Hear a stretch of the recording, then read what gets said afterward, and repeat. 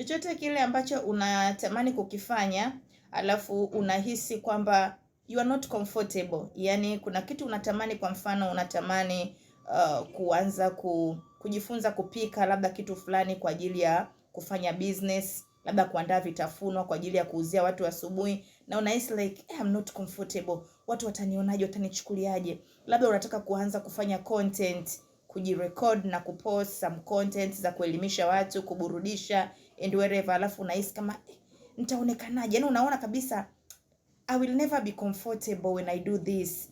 Labda unatamani kuanza kujifunza kusuka, kufanyia watu nini zinaitwa makeup.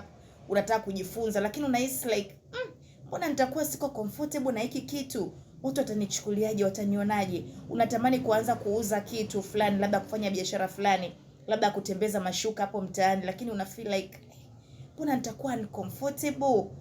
Kwa nini? Yani unatamani kuanza kulevel up, like kuanza kujipenda wewe kama wewe, kuamka mapema, kufanya mazoezi.